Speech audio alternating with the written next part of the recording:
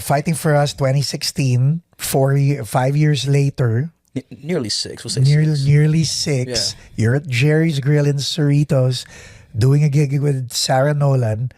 You're like, uy, Yeah. what was the pitch The pitch. to Sarah? So Did you pitch it that night or no, did you not marinate that it? night. No, Yeah. because as a new guy coming in the scene, like you don't want to come on like too strong. That makes sense. But Sarah has a very strong personality, huh? Yeah. So I mean, I don't want to be like that dude that's way too eager. It's like, oh my god, like I'm so eager to work with you, and I have this project. So I told myself, okay, if we meet again, that's destiny saying that you got to go ask her to be on your record. So Oh. yeah, so that was what, like 2021. 2022, I got invited again, like right before I went to the Philippines for Christmas break. I mean, I got invited again, and And you knew it was Sarah. I didn't. I mean, I thought it was like Wow. another person, because like the last three times that I was invited, it was Miss Sarah and then some other female singer, and then another female singer. So I was like, I wonder when when she's gonna come through again. So You never got her number? I didn't. I did it oddly enough because again, it's my first time at Jerry's, playing with these folks, and I was like, I didn't want to be too eager. Like my contact who invited me was enough for now. Okay. So Hold on. Guys, listen to the song. It really is nice. Okay, go. So, I was about to leave for the Philippines in 2022 for my Christmas break, with my family, and I thought to myself, you know what? The Saturday before, let's go do one more gig. I got invited. I thought to myself, I'm just gonna chill at home on a Saturday. You start my packing early because I leave on a Thursday, so I don't have to rush, during the week after work. So I was like, oh yeah, you know what? But for some reason, my guy calls me up, Lewis. He calls me up and say, hey James, what are you doing tonight? And I was like, I was about to go start packing, but nothing. What's going on? What's the function? And he was like, we're playing at Jerry's again. If you want to come by and get be a guest vocalist, come on through. So I was like, okay, what time do you need me there? Like, regular time. What do you want me to bring? Am I coming out for 2 or 3 songs, or am I coming out for the whole Set, yeah. 3-hour thing? And he told me, oh yeah, you're on for the whole 3-hour thing, and we'll play like your Neos, your Jonas Brothers, your the stuff that you play. I was like, all right, perfect. I show up and I was like, I'm eager to see who the squad is, and because every time we're at Jerry's, like it's always like different people, Yeah. but they're so freaking phenomenal. Very good, no? Yeah. Oh my god. I mean, the food is good. Mm-hmm. The entertainment's good. Yeah. It's whew. And they're not even our sponsor, but okay, go. Yeah.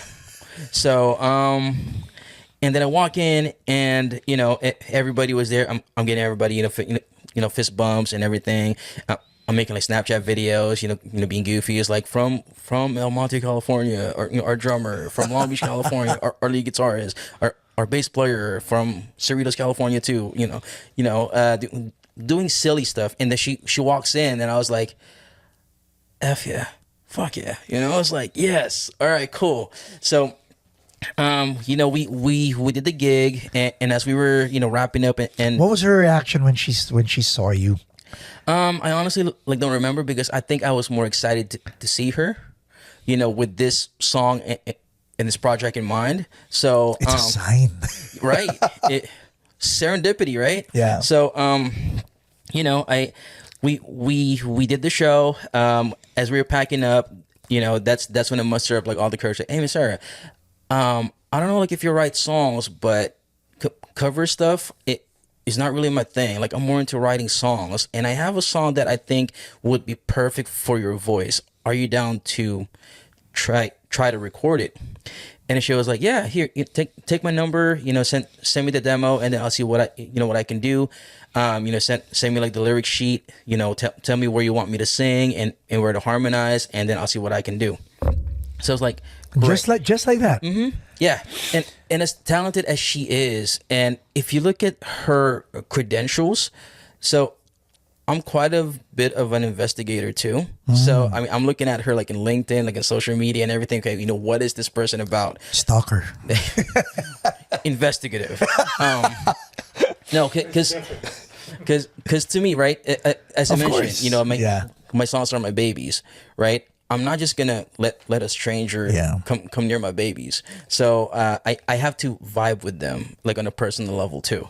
So and her credentials is great, and I was like, to me, like that's a little intimidating because asking someone with this type of credentials to sing on your track, like who the hell is James? You know what I mean? When she said that, I was like, wow, that is the biggest hurdle or first big hurdle that we conquered already. Now it's just finding the time to schedule and record this. So yeah, I mean, I go on vacation. I mean, I totally forget about it. I get back to the music scene and I'm starting to gig again and start thinking about like producing and then I realized, oh shoot. Oh yeah. I have the song in my back pocket, like, somewhere in my drive that I need to send to Miss Sarah. So, And this was after you got back from vacation. so I think about February or so. So December to February. Shame on you. Yeah. Okay, go. But I texted her and said, hey, Miss Sarah, I hope you're still interested. But last time we were at Jerry's, I mentioned, this song. So just wanted to revive the conversation to see like if you're still interested. And a few hours later, she was like, oh yeah, I'm still interested. Send me the song. As soon as she said that, I mean, I opened up the file on Logic and I realized it's not mixed properly. Oh shoot. And if I was going to send her something, I want it to be like as perfect as possible so that it reduces the doubt on her part. I don't know, dude. Do I really want to invest my time in singing with this guy and this tune? So I had to mix everything. And then even my demo vocals has to be perfect as if it is the final track. Yeah. So I took another month to do that. So it wasn't March. Yeah. So it wasn't until March that I told my that I showed it to my best friend who's been writing songs with me since high school. Is like, yo, Adrian, check out the final draft of this song. And the first thing he told me was like, yeah, you need a duet partner on this, dude. And I was like, yeah, I know that, but check out the quality of it. If we were to release that right now, can it be a standalone, right? And it was like, yeah, it's good. So because I need a confirmation by two people, I asked my lead guitarist Marcos, and I was like, yo, Marcos, can you take a listen to this and tweak anything that you want to tweak, when it comes to the mix. Right. So took him like another few days because he's working too. He made some tweaks and then he sent it back to me. He's like, all right, I think like this is a better mix. Yeah, go release it. And I was like, oh, like I'm not releasing it. Okay. So and it was like, oh, thank goodness, because you would really benefit from having a duet partner on this song. And I was like, yeah, I'm just about to pitch this. So Adrian and Marcus knew that a duet partner would. Okay. So, but they thought that I was going to release it as is. A standalone. So Yeah. So when I told him, it's like, yeah, I'm not releasing this without a duet partner. Mark was like, thank goodness, because it would really benefit it. And when I told him, it's like, yeah, like this is what I'm about to pitch to the duet partner. So I needed to get it perfect.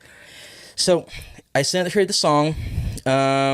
She works too. Yeah. A lot. Music therapist. Yeah, she works at a hospital, so her shifts may be crazy, and then when she gets off, she's dead tired too. I know how that feels. So I get it. It takes her maybe like 2 weeks to get back to me, and she says, yeah, I mean, I like the song. Let's do it. So I told her, yeah, when are you free? And then she told me like a couple of days in April, but I have booked gigs or I have other like family commitments or friend commitments. So I was like, no, not in April. And then, we're like, well, my next one is May. And I told her, it's like, okay, let's do it in May 2023. And From March, huh? To Yeah. May. Oh, okay. so I was like, all right, cool. It's May. We have a day. Now it's just the location. I told her, you know what? I've recorded like that demo in my living room, like in my bedroom, like inside my closet. So I'm very mobile. If I need to come to you, you need to come to me. It doesn't matter. Let me know. Like, let's make this happen. It was a Sunday, I think, in May. Where at? Her Oh, apartment here in Pasadena.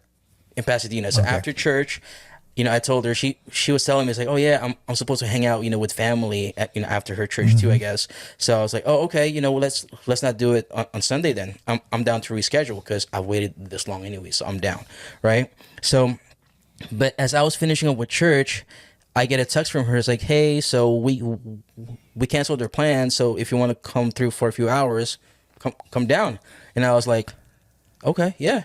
So Nice. I drive from Bellflower, where I was going to church at that time, to Pasadena, and the whole time I'm thinking to myself, this is gonna complete the song finally. And because it's Pasadena, for some reason I was listening to Mrs. Robinson by Simon and Garfunkel. If you haven't noticed, like, I love movies. Yes. So so yeah, she took a couple of takes, maybe like no more than 5. How did it feel while you were capturing her vocal performance? Imagine like this was your living room. This was her coffee table right here, and the distance between her standing up like on her mic stand, singing into my $50 mic, that's connected via USB to my laptop. It's incredible. If you would have heard what was coming through the cans, oh, dude, it was just like, yes, this is it. Because we've demoed a lot of female artists, and it didn't have that feeling. The tenderness, like on the first refrain, when she's, I am a Yeah. fighter. Yeah. I was like, yo. Yes. Even the first line. It's exactly how I envisioned. And to think she was singing over a drone sound. It was just a drone, Yeah. right? To Michael's point, what do you call it? Warble. A war- Yeah. I call it like the trash can sounding keyboard. Yeah, nice. Yeah, but Fighting for us. Listen to it on your streaming Just- platform. just hearing her sing, just the opening line, with her husky, I know they stack the odds against us. I was like, we got it. We got Yeah. it. This is it. It's it. Like, take, stop the searching, because she's it.